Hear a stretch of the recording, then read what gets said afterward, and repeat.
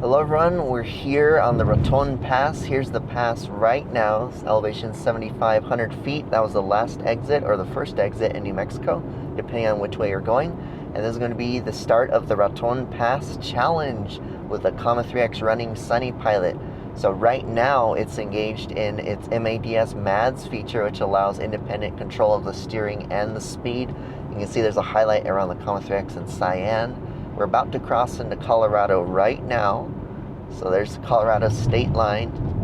And now I'll engage, oh look, Google says welcome to Colorado with the skier. And now I'll engage the smart cruise control to see how both systems do in combination with each other. So I'll engage it right here. And my vehicle's Kia EV6. It has highway drive assist, so it will slow down on the curves. Once I get past this truck here, I'll increase it to about the speed limit. So, and whenever it's doing around the curves, it highlights green. So I believe it did it there. So let's go to 105 kilometers an hour. That's about 65 miles per hour. Let me make sure it's locked in with the GPS speed because this vehicle runs a little bit slow on the speedometer. So let's go up to 108. So that's 65 miles per hour. Let's just round up to 110. So that's about 67, 68. And we'll see how it does. There's a visualization on the Comma 3X. It might be a little hard to see, but I'll be sure to try to describe it. So where it sees the lane lines, it has a green highlight wherever it sees the lane lines. And green means you're far away from the lane lines. If it turns yellow, your tire's getting close to the lane lines. And if it's a red, it knows that your tire's over the lane line. A good feature with SunnyPilot is you can nudge yourself like I did right there, to avoid like a pothole or object in the road or another car come into your lane or a big truck or whatever. You can nudge the wheel and it turns gray, as you can see right there. And once you release control of the wheel, it takes back control. So you don't have to wait for, especially the stock Hyundai Kia system, if you take control for too long, the system takes a while to re-engage again. But anyways, we're going here, so locked in at 110, that's about 67, 68 miles per hour. Around these curves. These next curves here are kind of sharp, so we'll see how it does. Like I said, highway driving assist will automatically slow you down on mapped roads, which are pretty much just freeways, anything that's classified as a freeway. And you know it's available when it has the nav in the dash there. So near HDA it says your speed, and then it has a nav in a little box. So we're coming up around this curve here. Let's see how both systems do. So it's slowing down, the car's slowing down, because there's the green highlight there, so the car's going to slow down to about 60 miles per hour. It's not that bad. So it did pretty good there.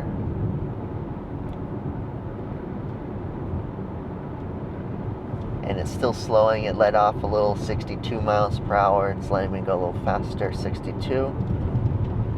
And let's see if it, nope, it's still green, so it's still going to slow down to about 62, 63 miles per hour. Around these curves here, and that's just determined, the speed is just determined by the maps in the Hyundai Kia nav system. I believe they're provided by Map Insoft or something. It's kind of like a second party company to Hyundai Motor Group. So it let off there, so it's going to resume our full speed, set cruise control, because the green highlight's not there, so it's going to speed us back up to 67 miles per hour. So yeah, that was the tightest curve there. As you saw, there were multiple curves, about 5 in total, but it did pretty good. It didn't even go outside the lane lines or anything. There were of course no cars behind me or beside me, but it looked like it was staying well centered, which is great. So there's a car on the left gonna pass us. I'm gonna slow down a little bit so that way I can give him some space, because the car ahead of me is going a little bit slow. And it does have blind spot monitoring, as you can see right here, red highlight, and the Comma 3X, and that in SunnyPilot. And that does rely on your vehicle having the support for blind spot monitor.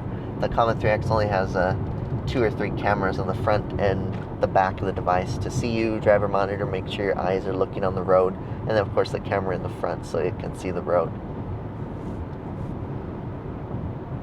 So we're coming up on another curve here. It's 55 mile per hour rated curve, advisory speed, so I should say on the sign. So let's see how the system does. So green highlight, so it's going to start to slow us down. Let's see how much. So going down to 66, 65, 64, 63, 62, 60, 60 looks like it's going to be set at, which isn't too bad. It's just 5 over, like I said, the advisory speed, which isn't that bad. And now it's sped us back up, so it did that really quick. That was not too sharp of a curve. So I'd say it did pretty good. Two systems work pretty good in combination with each other. And because the SunnyPilot and Comet 3X are connected through this little wire you see here, or you may or may not be able to see, that goes to the mirror assembly here, and that's and then it taps into the lane follow assist camera. That's how it sends the commands to the car, and that's how the car never nags you to nudge the wheel, because the stock Hyundai Kia system would tell you to nudge the wheel all the time. And it does auto lane changes too, so you just nudge the wheel to confirm. You can also set the settings so that way it doesn't, but I do prefer to nudge the wheel to confirm, just so that way it doesn't do it automatically. But otherwise, I'd say it does pretty good. And another note, this thing on the steering wheel here, this is GoPro remote. This is not a wheel weight or whatever you see on the Teslas. Even if I did have a wheel weight, it'd make no difference, because this vehicle does not determine you're touching the wheel in the Comet 3X based on your pressure on the wheel. You can grip the wheel all you want, but it determines on nudges, like I showed you earlier. Nudges on the wheel, torque on the wheel, moving it left and right. That's what how the car determines you want to take control, or you're still paying attention to the stock system. So the steering wheel weights wouldn't do anything on this vehicle. I know for some vehicles like Teslas, the steering wheel, like grip is how they determine if you're paying attention. So we're slowing down here a little bit, 67, 68, so not too much, just 1 or 2 miles per hour below my set speed around this curve here. So 67 instead of what I set to like 68, so that was a small adjustment there. And I think just 2 more curves left, and once we're near Starkville, Colorado, that'll be pretty much the end of the test, since we'll be exiting the Raton Pass area. But I'd say overall I give the Comet 3X, I give it an A+. It did really good. I'm on the latest driving model as was available during the time of this recording, which is from July 1st, 2024. Came a little close to that lane line there. That's probably the only time it ever came close to the lane line.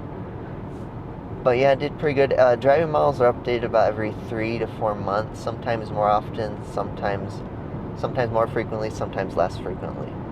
So it just determines whenever the development cycle is with OpenPilot, and that's where the driving model comes from, OpenPilot. SunnyPilot doesn't really mess with the driving model themselves. They just feed it through from stock OpenPilot. So on this curve here, it's doing pretty good. This final curve, going the full set speed, so the vehicle's not slowing down. But yeah, that's the end of the Raton Pass area, and that's the end of the Raton Pass challenge. I'd say the Comet 3X and SunnyPilot did really well. So thanks for watching this video. If you found it helpful, check out my other videos on my channel. Get subscribed. It really helps out the YouTube algorithm. About 97% of people who watch my videos are not subscribed, so if you can like, comment, and subscribe, it would really help out the algorithm. And stay tuned for more Comet 3X driving test videos, driving challenges. I'll be sure to do another video whenever they have a new driving model. And also look out for my EV6 road trip videos. That's going to be it. Thanks for watching, everyone.